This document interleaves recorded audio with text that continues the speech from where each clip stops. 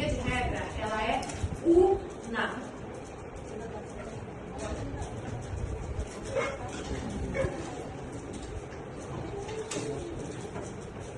Professor, então significa que a audiência interina tem que ser realizada num único dia? Exatamente, inclusive com sentença. Via de regra, é isso que acontece na prática? Impossível, gente, não dá.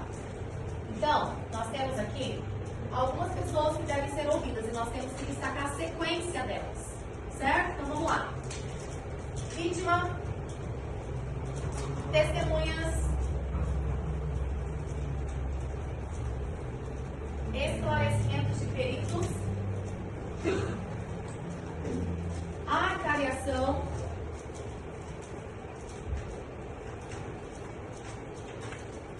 reconhecimento de pessoas e coisas,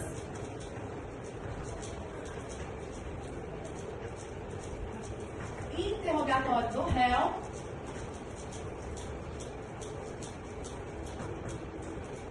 e aí nós temos uma pausa aqui, porque a gente não estudou ainda a questão do que acontece depois do interrogatório do réu.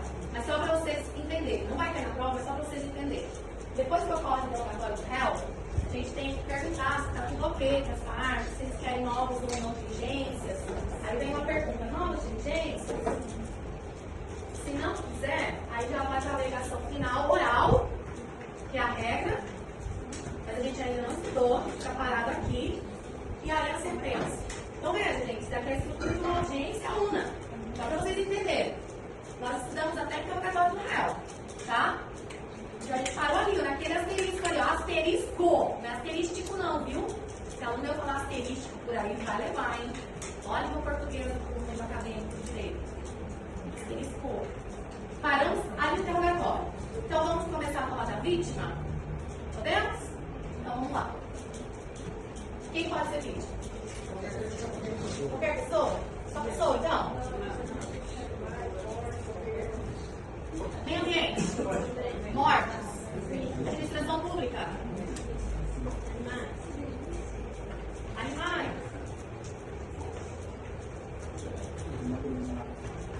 Feto? Sim, é uma pessoa, não é uma pessoa.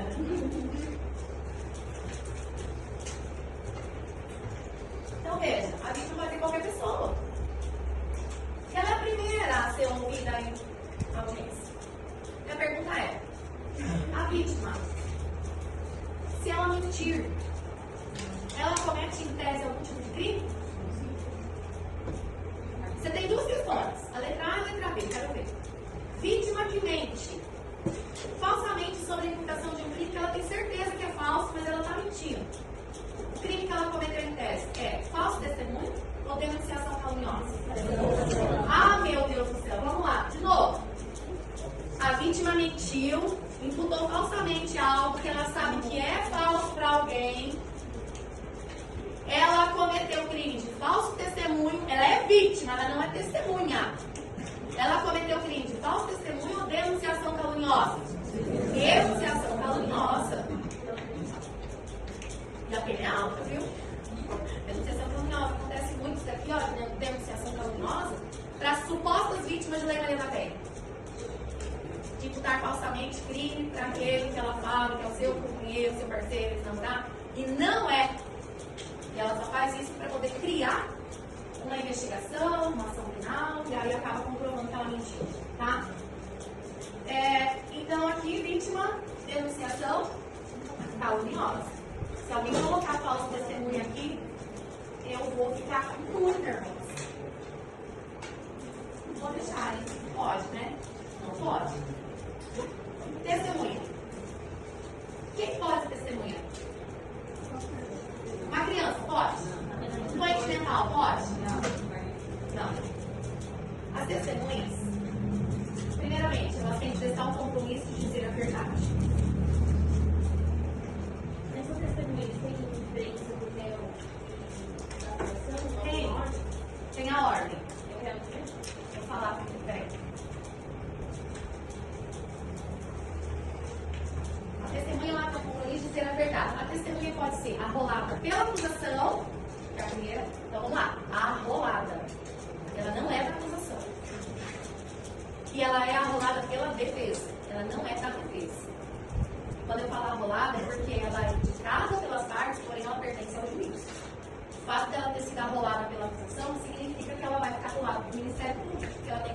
verdade, e muitas vezes ela fica contra até o Ministério Público, tá? Ela prestando compromisso de dizer a verdade, ela tem que dizer a verdade. Se ela não diz a verdade, ela comete crime, diz a verdade, ela comete crime de falso testemunho. Ó, o nome, ó. Falso testemunho. Ó a perguntinha boa para cair na prova. Uma psicóloga poderia ser intimada e prestar o compromisso de dizer a verdade, sendo que ela é considerada testemunha? Não. Então vamos lá. Pela profissão que ela exerce, se a parte se sente lesada, autorizar. Mas não, psicóloga, tudo bem, eu autorizo, tudo que eu falei, não tem problema nenhum. E aí, se ela quiser, veja bem, ela tem que querer apresentar a sua versão, ela tem como ser testemunha. Um padre pode ser testemunha? Se a parte autorizar e ele quiser, aí ele pode. Outra questão. Um juiz de direito pode ser testemunha? Pode, não tem problema nenhum. Só que o juiz de direito, ele pode apresentar por escrito a sua declaração, não precisa ir judicialmente perante o juiz. Ele pode apresentar por escrito o seu depoimento. O prefeito, ele pode fazer um agendamento prévio com o juiz da comarca para que ele possa ser testemunha? Sim, o prefeito tem uma garantia de fazer um pré-agendamento do dia e hora que ele vai ser ouvido lá no Poder Judiciário. Então veja, as testemunhas, elas são arroladas pela acusação, são arroladas pela defesa, mas elas pertencem ao juízo. Tranquilo? Uma criança não é testemunha, é informante. Um pai, a mãe de um réu é informante, não é testemunha. Porque nós vimos lá dentro do Código de Processo Penal que existem as questões de recusa de testemunha e proibição de testemunha. Tá? Isso está no caderno, vocês já viram, tem uma tabela que a gente fez, bem bonitinha. Esclarecimento de peritos. Mas isso pode ser também informante, isso? Pode. Pode ser informante. Pode ser informante. Pode ser. Tá?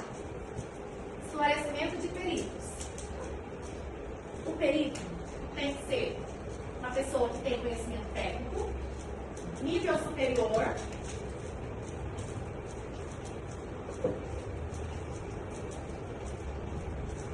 e pelo menos ter 21 anos de idade. Nós temos dois tipos de peritos. Nós temos o perito oficial, que é o concursado, e o perito não oficial, que é o não concursado. O perito oficial, basta um, ele não precisa prestar um compromisso assinando um termo. Porque como ele é concursado, no ato da nomeação dele no concurso público, ele já assinou esse termo. Então ele não precisa ficar assinando um termo para cada nomeação que o juiz faz. Já o perito não oficial, como ele não é concursado, imagina lá, um médico tem uma clínica, um dentista tem uma clínica, um engenheiro tem um escritório.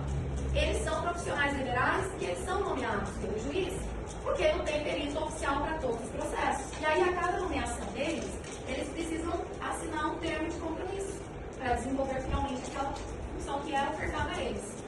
Detalhe, os peritos eles devem elaborar o chamado laudo pericial. O perito é diferente de assistente técnico. O perito é aquele que promove o laudo pericial e o assistente técnico é uma pessoa que simplesmente é indicada pelas partes, pago pelas partes, para poder estar presente em algumas diligências sem dar palpite nenhum. Ele só vai analisar o que o perito está fazendo para que depois ele possa promover o chamado parecer para ocasionar alguma dúvida para o juiz poder nomear o perito ou determinar que esse perito complemente a diligência do laudo pericial. E nada que o assistente técnico faça substitui o que o perito fez. O assistente técnico, como é amigo das partes, ele não tem esse poder de substituir o laudo pericial, mas porque ele elabora parecer. O parecer dele é só para ocasionar dúvida para o juiz, ou complementar através de uma nomeação, ou mesmo perito, ou determinar a nomeação de outro perito, ou simplesmente assim, não, eu não acato o parecer, para mim está tudo certo, não ocasiona dúvida nenhuma, permaneço no laudo pericial. Certo? Bom, aqui com relação aos peritos também nós sabemos que existe a perícia do cemitério, inclusive nós fomos até o cemitério fazer essa diligência junto com o perito semana passada, e nós vimos que lá existe um agendamento do administrador do cemitério para com esse perito, o perito ele entra em contato com o administrador do cemitério, fala que tal dia, tal horário, vai lá, o administrador do cemitério simplesmente mostra o túmulo, o O perito, quando ele abre o caixão, ele tem que tirar fotos na posição que o morto está, para depois começar a fazer toda a sua perícia. Lembrando, não existe laudo de autópsia. Autópsia é o próprio morto se autoexaminando. Autópsia, o morto se autoexamina? Não, então o nome correto é necrópsia. Ah, mas o CPP está escrito autópsia. Tudo bem, está escrito. O CPP tem um monte de coisa escrita que não está certo. E aqui a gente tem que aprender com base em doutrina, em língua portuguesa, os termos que são corretos. Tranquilo? Acariação. Imagina que a testemunha falou A, a vítima falou B, e existiu um ponto controvertido que é muito importante. Imagine que a vítima disse que o réu estava na casa dela em tal dia, tal horário, e a testemunha fala que não, que o réu estava com ela. Existiu um ponto controvertido? Existiu. As pessoas já foram ouvidas previamente? Sim. O que o juiz vai fazer? Colocar uma de frente com a outra para poder esclarecer esse ponto controvertido. Alguém está mentindo. E aí ele faz a chamada acareação. A regra é que seja realizada